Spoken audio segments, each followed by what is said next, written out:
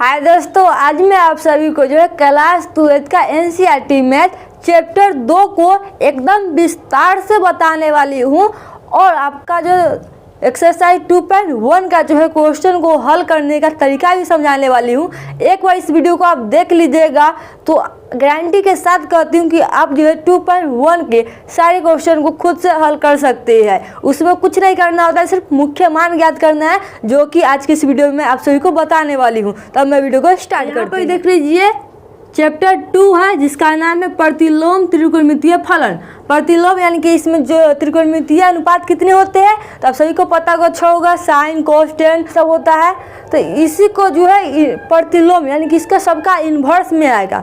जो आपका त्रिकोणमितीय अनुपात होता है वो सब आपका किस में आएगा, इन्वर्स में आएगा। क्या चीज़ में आएगा तो इन्वर्स में आएगा। जैसे यहाँ पर साइन नहीं लिखा रहेगा, इसमें आपका साइन इन्वर्स रहेगा, इस तरीके से रहेगा। तो अगर यदि आपको sign inverse into sine theta मिले तो इसका आंसर सिर्फ थीटा होगा। यानी कि थीटा के जगह पर कुछ हो सकता है, कुछ भी हो सकता है, वहाँ पर ही थीटा का वैल्यू हो सकता है तो उसका आंसर वही उसका वैल्यू हो जाएगा। तो समझ में आया कि नहीं। अगर sign inverse into sine theta है, अगर दोनों सेम है तो साइन इन्वर्स से साइन खत्म हो जाता है, इसका एंगल बचता है। सिर्फ ध्यान से देख लीजिए इसको, तभी आपको जो है 2.1 का क्वेश्चन हल होगा। उसके बाद देखिए अगर कॉस इन्वर्स कॉस थीटा है, कॉस इन्वर्स इंटू में कॉस थीटा, तो कॉस इन्वर्स से कॉस खत्म, इसका सिर्फ एंगल बचेगा।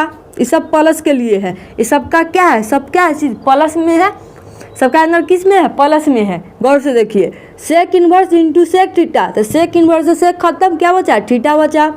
Cot inverse into cot theta, फिर कॉट इन्वर्स से कॉट खत्म, क्या बचेगा, theta. Tan inverse into tan theta से टेन इन्वर्स टेन खत्म, सिर्फ theta. Cosec inverse into cosec theta बड़ा, तो कोसेक इन्वर्स से कोसेक खत्म, क्या बचेगा, थीटा बचेगा। ये सब प्लस के लिए, अगर प्लस में है तो सिर्फ थीटा लिखेंगे, प्लस में उसका वैल्यू आएगा। इसका एंगल जो भी आएगा वो सब चीज क्या चीज़ में आएगा, प्लस में। अगर इसका एंगल प्लस में है तो इसका वैल्यू भी प्लस में आएगा। अब वही इधर देखिए, अगर sign inverse into minus theta है, अगर एंगल माइनस में है, साइन इन्वर्स माइनस थीटा है तो लिखेंगे माइनस, इसमें क्या बाहर आ जाएगा, माइनस निकलेगा, माइनस साइन इन्वर्स थीटा आएगा। अगर गौर से देखिए इसको, साइन इन्वर्स माइनस थीटा है यानी कि एंगल माइनस में है तो पहले माइनस लिखेंगे, फिर साइन इन्वर्स थीटा लिखेंगे। क्या लिखेंगे, माइनस साइन इन्वर्स थीटा। उसी तरीके से कोसेक इन्वर्स माइनस थीटा है तो माइनस आ जाएगा पहले, कोसेक इन्वर्स थीटा रहेगा। माइनस पहले लिखेंगे, उसके बाद कोसेक इन्वर्स, उसका जो एंगल होगा उसको लिखेंगे। टेन इन्वर्स माइनस थीटा है तो टेन माइनस हो जाएगा टेन इन्वर्स थीटा। अब वही देखिए कोस इन्वर्स माइनस थीटा रहेगा तो यहाँ लिखिएगा pi minus cos inverse theta. जैसे ही आपका कोस इन्वर्स माइनस थीटा रहेगा तो इसमें आपका जो है बदलाव हो जाएगा, इसमें आपका पाई माइनस हो जाएगा, तब कोस इन्वर्स थीटा रहेगा। और सेक इन्वर्स माइनस थीटा रहेगा तो इसका भी इसी हो जाएगा, pi minus sec inverse theta. Cot inverse minus theta है तो इसका भी pi minus cot inverse theta.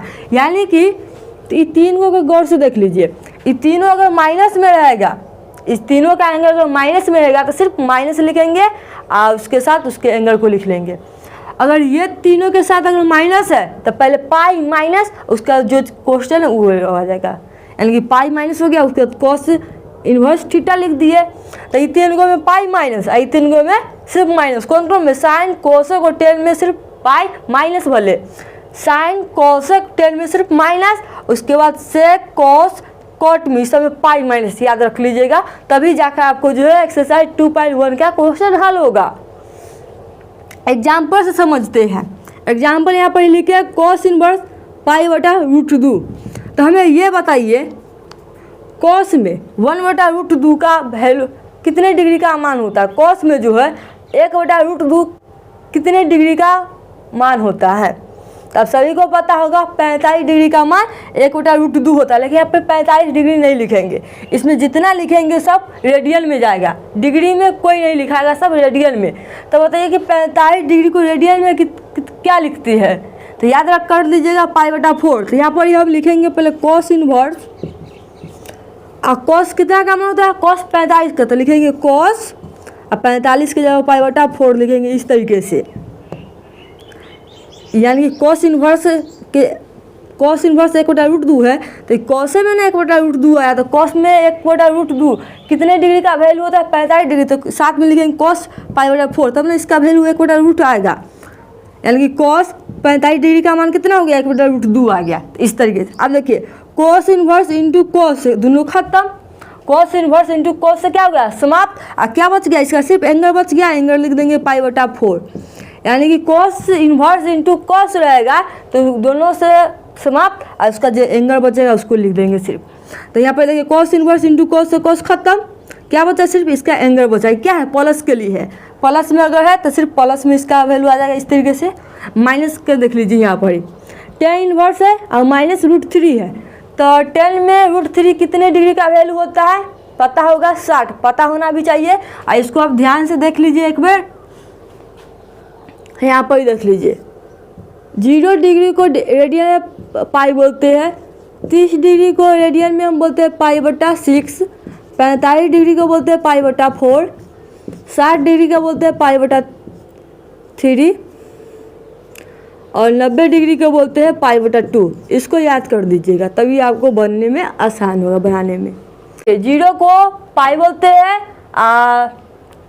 30 degree को रेडियन में π/6, 45 डिग्री को π/4, 60 डिग्री को π/3, 90 डिग्री को π/2। इसको याद कर लीजिएगा, तभी आपको बनाने में कोई कठिनाई नहीं होगा। अब यहाँ पर देखिए tan इनवर्स -√3 है, तो हमें बताइए कि tan में √3 का वैल्यू कितना होता है, यानी कितने डिग्री का मान √3 होता है? तो आप बोलिएगा 60 का। कितना का होता है? 60 का होता है। तो 60 यहाँ 60 डिग्री नहीं लिखेंगे, रेडियन में लिखेंगे। 60 को क्या बोलते हैं? π/3 लिखते हैं, 60 को π/3। तो यहाँ लिखेंगे tan इनवर्स, यहाँ पर माइनस देंगे और किसका वैल्यू होता है? tan π/3 का, यानी कि tan π/3, यानी कि tan 60 का मान होता है √3। तो लिख दिए। अब देखिए tan इनवर्स से tan खत्म हो जाएगा, अब माइनस आ जाएगा, अब पाई इसका एंगल, यानी कि एंगल के साथ माइनस लिखेंगे, तो माइनस इसका एंगल, इसका वैल्यू आ गया -π/3। इसका आंसर क्या आ गया? -π/3।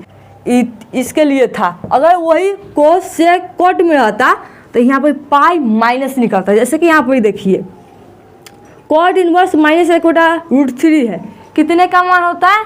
तो कॉट 1/√3, यानी कि कॉट में जो है 1/√3 जो है आपका 60 का वैल्यू होता है। कितना का वैल्यू होता है? 60 का।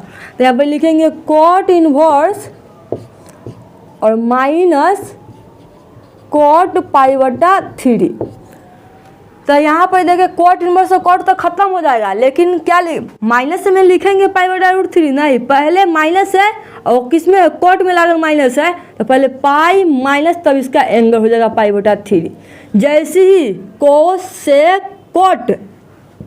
से कॉट में अगर एंगल के साथ माइनस लगल है तो पाई माइनस उसका एंगल आएगा। क्या आएगा? पाई माइनस उसका एंगल। तो देखिए पाई माइनस इसका एंगल क्या? इसका एंगल क्या था? π/3, तो π/3 लिखे, लेकिन यहाँ पर नहीं चुने, इसका आगे हम भिन्न के घटाव करेंगे। इसका एलसीएम लेंगे तो 3 आ जाएगा और एक का 3 3, यानी कि 3 पाई माइनस पाई हो जाएगा, यानी कि 3 पाई में से पाई जाएगा तो 2 पाई, यानी कि 2 π/3 इसका आंसर आ जाएगा। क्या आएगा? 2 π/3 इसका आंसर आएगा। तो इस तरीके से अगर कॉस से कॉट ये तीनों के एंगल माइनस में है तो पाई माइनस उसका एंगल आएगा, अगर बाकी तीनों का एंगल माइनस में है तो सिर्फ इसका माइनस उसका एंगल आएगा, एंगल के साथ सिर्फ इसका माइनस लगेगा। ये तीनों में याद रखिएगा, अगर एंगल माइनस में है तो सिर्फ एंगल के साथ माइनस लगेगा, लेकिन ये तीनों में अगर माइनस में है, ये तीनों के एंगल माइनस में है तो पाई माइनस उसका एंगल को लिखेंगे। तो इस बात को आप ध्यान में रखते हुए आप अभी से आप देख सकते हैं 2.1 का क्वेश्चन, उसमें सिर्फ मुख्य मान ज्ञात करना है। जिस तरीके से हम इसका मुख्य मान ज्ञात किए हैं इसी तरीके से उसमें भी मुख्य मान ज्ञात करना है। अगर इस वीडियो को देखें यहाँ तक, इसको आप समझ गए होंगे तो आपसे जो है 2.1 का सारे क्वेश्चन बनने वाले हैं। तो यदि मेरे वीडियो अच्छे लगे हो तो वीडियो को लाइक कीजिए, शेयर कीजिए, और इसी तरह के वीडियो को पाने के लिए मेरे चैनल पर अगर न्यू है तो मेरे चैनल को भी सब्सक्राइब जरूर कर दीजिएगा। फिर मिलती हूँ नेक्स्ट वीडियो में, तब तक के थैंक्स फॉर वॉचिंग।